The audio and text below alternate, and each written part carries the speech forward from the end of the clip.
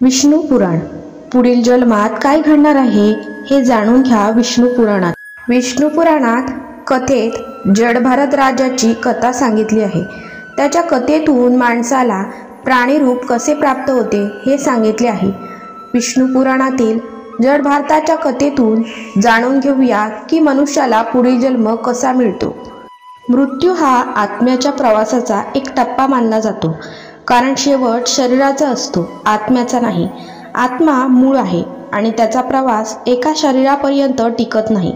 अनेक देहातून जावे लागते आणि प्रत्येक शरीराला भेटण्यामागे काही ना काही कारण असते. हे विष्णू पुराण, गीता आणि इतर शास्त्रांमध्ये सांगितले आहे. परंतु आत्म्याचे ध्येय भटकणे नाही, तर त्याला परतत्व म्हणजे मोक्ष प्राप्त करणे आहे. मोक्ष म्हणजे आत्मा जेव्हा भगवंतांशी एकरूप होतो.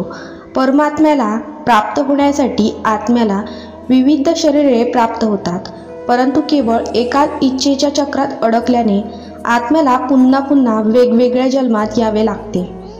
जड भारताची कथा अशी आहे की तो एक महान संत राजा होता. धार्मिकदृष्ट्याही त्यांनी लोकांचे पालन केले.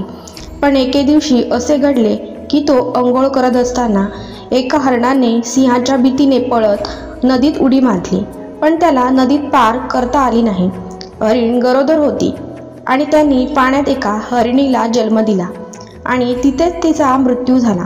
हरणाच्या पिल्लांना पाहून राजाला त्याची दया आली आणि त्यांनी त्यांना आपल्या महालात नेले. जड भारत राजाने त्या हरणाचे आपल्या मुलाप्रमाणे संगोपन सुरू केले. हरणही राजावर खूप प्रेम करू लागले आणि राजासमोर खेळत राहिले. ते पाहून जड भारत राजाला आनंद झाला. राजाला हरणाच्या मुलाबद्दलही मोहीने वाटले. हळूहळू तो म्हातारा होऊन मेला, पण मृत्यूच्या वेळीही त्याच्या त्या हरणाबद्दलचा मोह संपला नाही आणि तो तसाच विचार करत राहिला. याचा परिणाम असा झाला की त्याला मनुष्याच्या रूपातून पशुरूपात जावे लागले आणि तो स्वतः त्या हरणाच्या पोटात आला आणि त्याने आपला पुढील जन्म हरणाच्या रूपाने घेतला.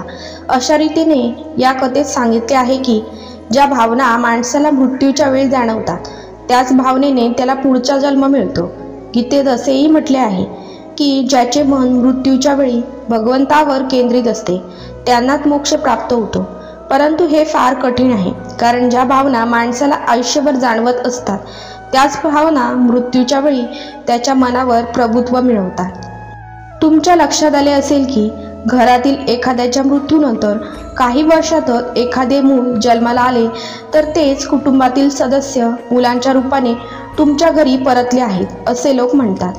वास्तविक हे व्यक्तीच्या त्याच्या कुटुंबाप्रती असलेले आसक्ती आणि इच्छा दर्शवते, कारण माणूस आपल्या इच्छा आणि कुटुंबाच्या आसक्तीतून लवकर सुटू शकत नाही. गरुड पुराणात कर्माचे महत्त्व सांगितले आहे. त्यानुसार मनुष्य जे कर्म करतो त्यानुसार त्याला पुढील जन्म मिळतो. त्यामुळे कर्म आणि इच्छा